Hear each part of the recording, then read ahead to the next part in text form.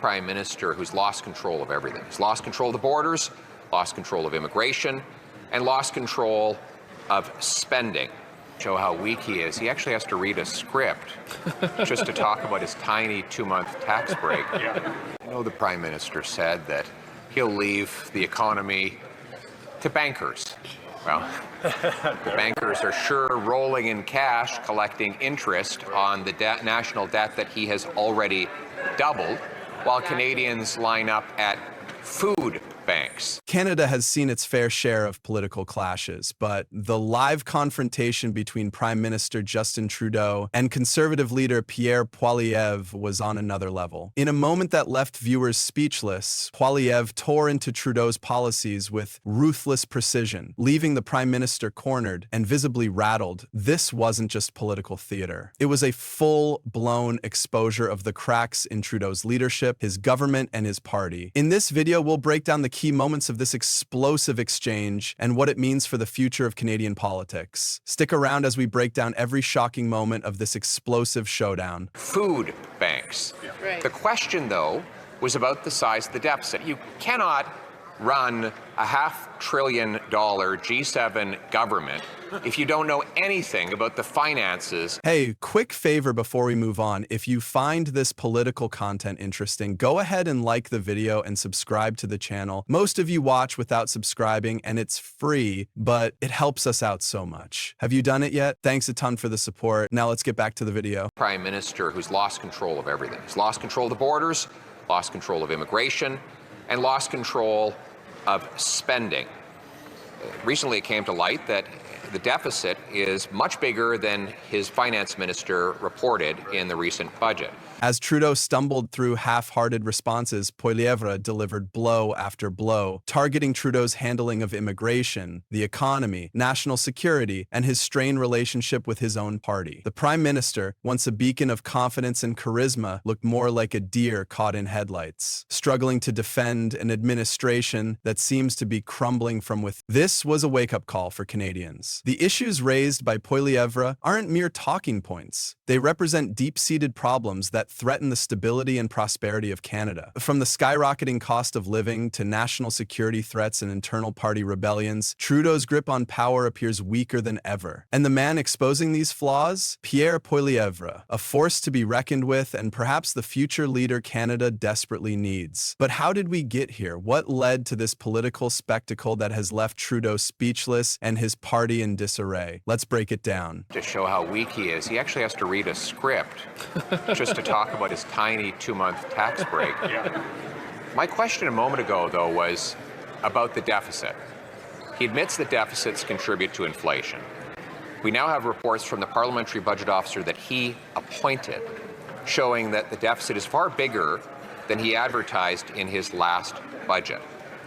So once again, I'll ask slowly, what was Canada's federal deficit last year? Justin Trudeau's political career was once characterized by optimism, inclusivity, and progressive values. He rose to power in 2015 on the promise of change, hope, and transparency. However, fast forward to today, and those promises seem like distant echoes. Trudeau's leadership has been marred by scandal, economic mismanagement, and growing dissatisfaction within his own Liberal Party. The cracks in his leadership are now impossible to ignore. Liberal MPs, once loyal to Trudeau, are turning against him. Criticism is no longer confined to the opposition benches, it's coming from within. Take Joel Lightbound, a Liberal MP from Quebec who openly criticized Trudeau's divisive handling of the COVID-19 pandemic. Such public dissent within the party would have been unimaginable a few years ago. Provinces will make their own decisions on how they reopen,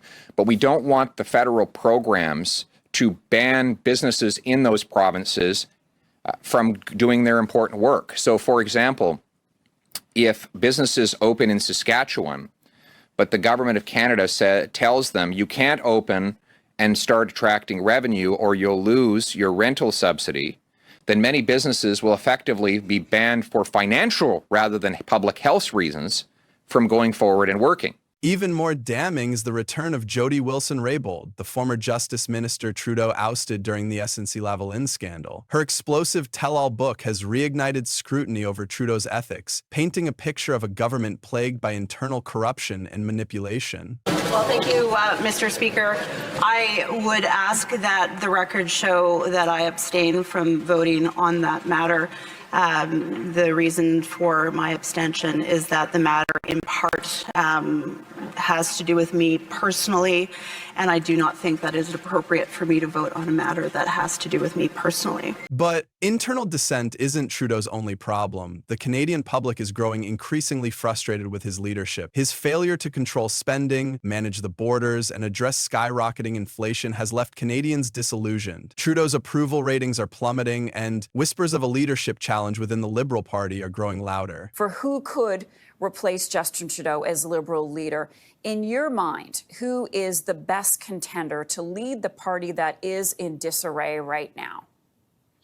I'd say that anybody who didn't spend most of the past 10 years in cabinet with Trudeau. One of the most significant points of attack from Pierre Poilievre was Trudeau's disastrous handling of the economy. Canada's economic situation is dire. Inflation is at record highs, housing prices are astronomical, and basic necessities have become unaffordable for many Canadians. Trudeau's government has spent recklessly, racking up massive deficits that have directly fueled inflation. Remember when Trudeau claimed that deficits don't cause inflation? Now, Canadians are paying the price for those words. Poilievre seized this opportunity to expose Trudeau's economic failures, using the Prime Minister's own statements against him. Poilievre hammered Trudeau on the ballooning $40 billion deficit cap, an economic safeguard that Trudeau not only ignored but obliterated. When pressed to explain how he would manage future spending, Trudeau had no answer. His vague promises fell flat as Poilievre laid out how excessive spending is directly impacting the cost of living. Once again,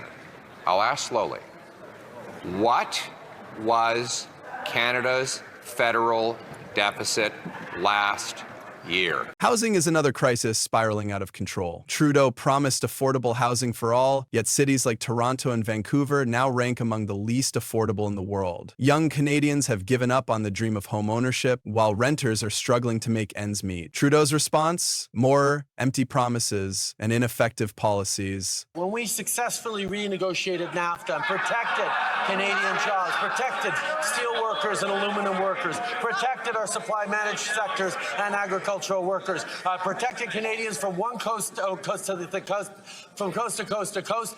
The leader of the Conservative Party at the time referred to our approach as dumb, Mr. Speaker. Successfully standing up for Canadians is not dumb. But you know what is dumb, Mr. Speaker? Refusing to get your security clearance so you can actually protect members of your caucus, so you can protect Canadians, get the briefings necessary on national security. Poilievre, however, presented real solutions. He proposed cutting bureaucratic red tape and redirecting funds directly to home buyers instead of politicians. He exposed Trudeau's failure to tackle housing affordability, leaving the Prime Minister fumbling for a defense. Canada had the richest middle class in the world, and the median incomes for Canadians were higher than in the United States. Oh, how things have changed after 9 years of Liberal taxes, red tape, and a tax on our energy sector. Americans make $32,000 more than Canadians, and now a newly elected American president wants to take our jobs for Americans. We understand why Donald Trump wants to take Canadian jobs, but why does this Prime Minister want to help him? Trudeau's government has also lost control of Canada's immigration system. What was once seen as a model for inclusive immigration has now devolved into chaos. Under Trudeau, border security has weakened and the immigration process has become a mess. Processing times for legal immigrants have skyrocketed and illegal immigration has surged. Mr. Speaker, the Prime Minister is admitting that his immigration policies have been totally incompetent. In fact, the ratio of new people to new homes reached its highest level in recorded history last year after his then immigration minister, now housing minister, ignored the warnings of his own department. Poilievre didn't hold back. He demanded to know how many undocumented immigrants were currently in Canada, a simple question Trudeau couldn't answer. The Prime Minister's inability to provide clear data only fueled concerns that Canada's borders are wide open. According to a new Concordia University report, the rent is expected to rise to $7,500 in Vancouver and $5,500 in Toronto if the trajectory continues. Will he reverse course now? This isn't just a policy failure. It's a national security risk. Canadians are starting to question whether their government is capable of managing the country's borders. Poilievre painted Trudeau as dangerously incompetent, accusing him of prioritizing political optics over the safety and security of Canadians. Passionate about it. Inviting people without a place for them to live or health care for them to have or jobs that provide them with paychecks. He has destroyed our immigration system through his own personal incompetence and destroyed a 150-year common sense consensus between Liberals and Conservatives on that subject. But Trudeau's failures go beyond economics and immigration. Canada's national security is under threat, and the Prime Minister's response has been alarmingly weak. Foreign interference in Canadian politics is no longer a conspiracy theory. It's a documented fact. Recent reports of alleged interference by India in the Conservative Party leadership race sent shockwaves through Parliament. Yet Trudeau's reaction was disturbingly passive. Rather than taking decisive action, he brushed off the issue as if it were business as usual. Poilievre capitalized on this complacency, calling out Trudeau for his failure to protect Canada from foreign threats. He accused the Prime Minister of putting the country's security at risk by refusing to confront foreign actors head-on. And it's not just Poilievre raising alarms. National security experts warn that Canada is vulnerable to foreign influence, cyber attacks, and espionage. Trudeau's dismissive attitude only reinforces the perception that his government is unprepared to handle these threats. Perhaps the most shocking development is the rebellion brewing within Trudeau's own party. Liberal MPs are openly criticizing their leader, signaling deep dissatisfaction with his leadership. His own caucus. Why won't he call a carbon tax election so that we can restore Canada's promise, where anyone who comes here and works hard can have a good life, a safe street, and a warm home? There are whispers of a leadership challenge, an unthinkable scenario just a year ago. Trudeau's once loyal supporters are abandoning him, leaving him politically isolated. The man who led the Liberal Party to victory is now fighting to keep control of his own cabinet. Poilievre exposed this internal turmoil during their live confrontation. He hinted at a bombshell revelation about party loyalty, leaving Trudeau visibly rattled. Could there be secret recordings, leaked documents, or insider betrayals? Whatever it is, Poilievre knows Trudeau's political foundation is crumbling. If you work hard, you get a good life. That promise, like everything else after 9 years of this NDP Liberal Prime Minister, is broken. Now, he's broken countless promises, but this one is different. This wasn't his promise to break.